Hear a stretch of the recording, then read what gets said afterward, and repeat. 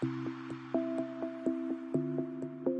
am Tony Russo, and this is In Case You Missed It from Kates-Boylston for the week ending Friday, October 10th. Happy birthday to me, 2025. We got a bunch of fun stuff coming up. We're back in Texas, just like I promised we eventually would be. And there are some other things that we're going to talk about. I've got some cool stuff coming up in Funeral Service Insider, the newsletter that I would like to tell you about, including in the forthcoming edition due out October 16th. We speak with the folks at the Pittsburgh Institute of Mortuary Science about their social media presence. They famously had Lauren the Mortician give their commencement speech, and we talk a little bit about that and how that's going to work, how that affects the way they teach social media at their college, and of course lots of other news which we will run down after these messages from our friends at Matthews Aurora.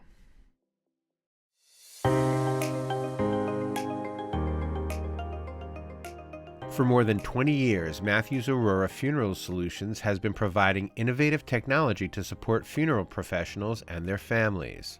Their Arranger presentation system makes showcasing service and merchandise options simple. Family Connections technology enables families to participate in arrangement planning from the comfort of home. And the Advisor system combines case management and interactive planning, all in one place. Simplify the arrangement process with technology designed for you. Visit MatthewsAurora.com for a free demo or call 1-800-457-111 today. That's MatthewsAurora.com or 1-800-457-1111. Call today.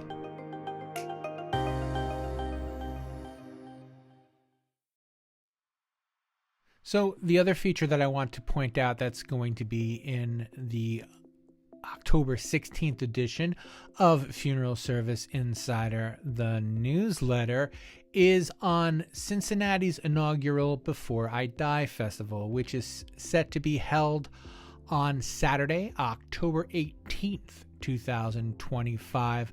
I spoke with Jennifer Blaylock, and she's a Cincinnati-based death doula.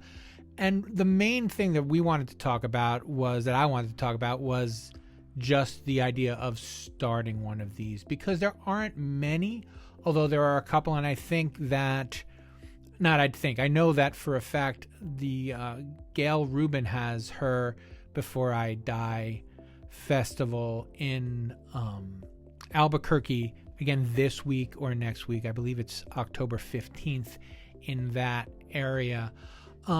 And it's just cool to see that these things are continuing to not just catch on, but to grow. It is very slow going, but I think that it is neat. And if you're in the Cincinnati area, you should absolutely check it out. I do know that they are still trying to get some funeral homes and things. By the time you hear this, it'll be too late, but make sure you check it out if you're in the Cincinnati area. And speaking of alternative ways of getting people to talk about planning their death, it is time for your annual reminder. Actually, it's past time for your annual reminder that there is still time to set up a Create a Great Funeral Day event.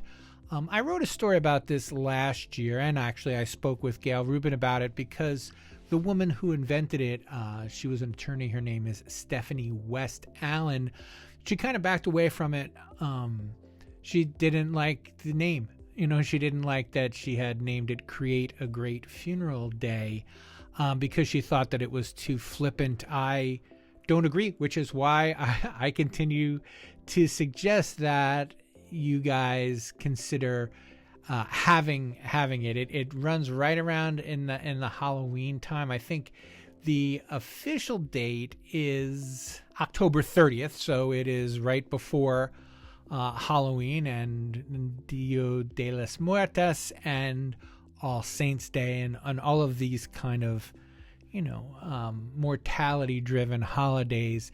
And there is a website for it, and you can go to Create a Great Funeral Day, and in the National Holidays website, and find out how to put one of these on, or at least to just promote it. It's something you could simply say on Facebook, but a way to get the conversation started about end-of-life planning.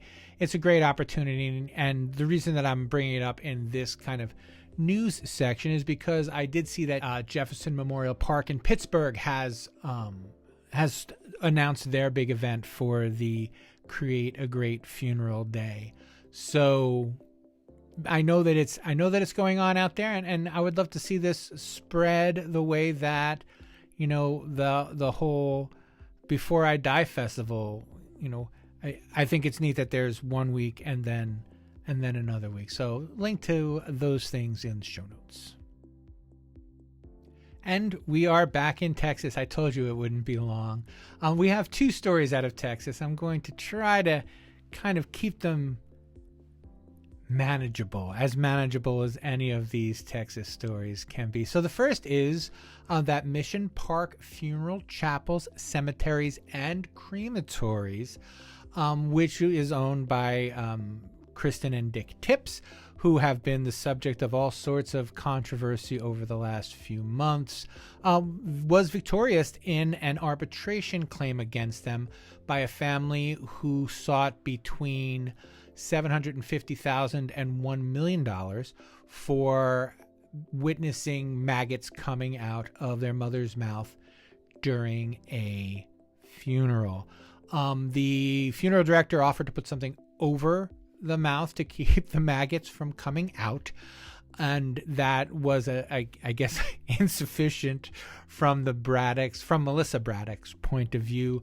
But the arbitrator, although he ruled that there were maggots present on or near the woman's mouth at the time of the viewing, said that the Braddocks didn't meet the bar for showing how that was negligent. And as weird as it is to say, I understand that it's something that if you're a funeral director and you're watching this, I mean, it's not. Sometimes bad things happen when a decomposing body, even a well embalmed one, is out. These things oughtn't happen. And they're what I think that I've said before talking about this is it's not. I don't want to say it's not uncommon. I want to say that it's rare. And I guess can see how the difference between $1 million, I guess, seemed like a lot, but it wasn't me. I don't know what I would do. I don't think that it would make it to arbitration if it were my mother. If it were my mother, I would be in jail, and that would be the end of that. But the kids, however, have not finished with their suit.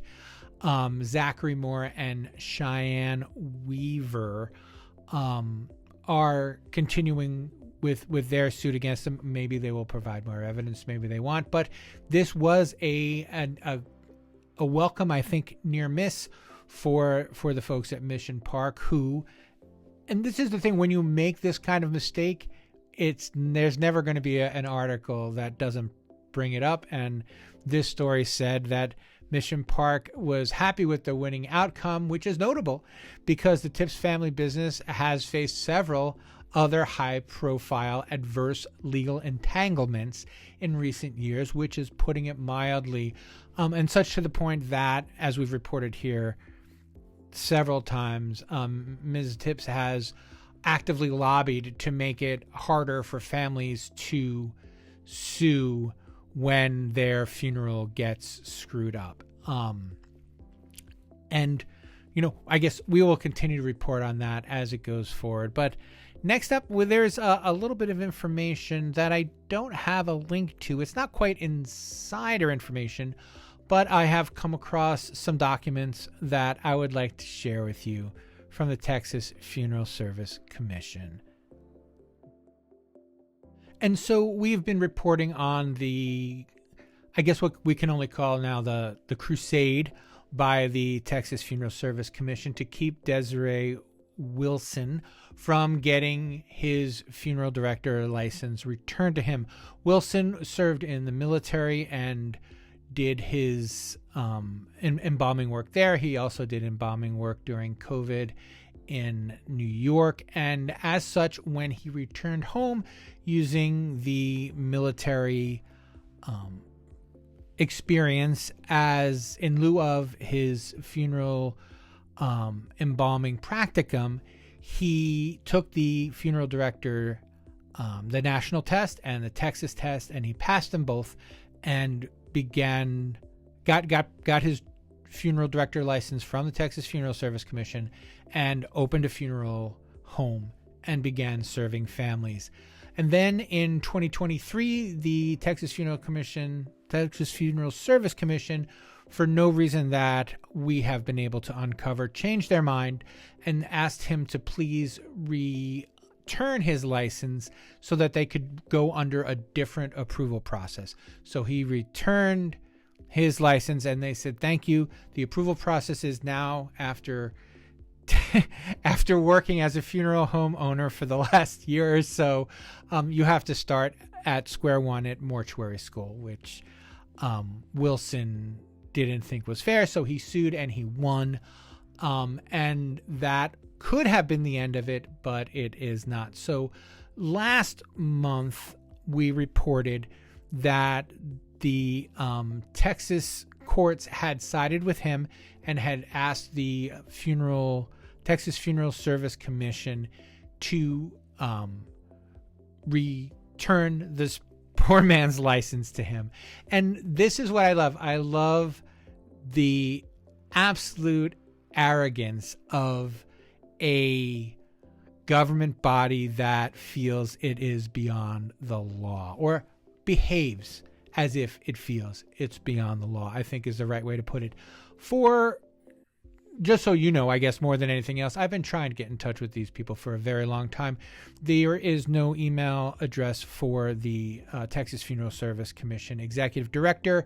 They've been firing them regularly over the last 2 years, as you will know if you've been following this story.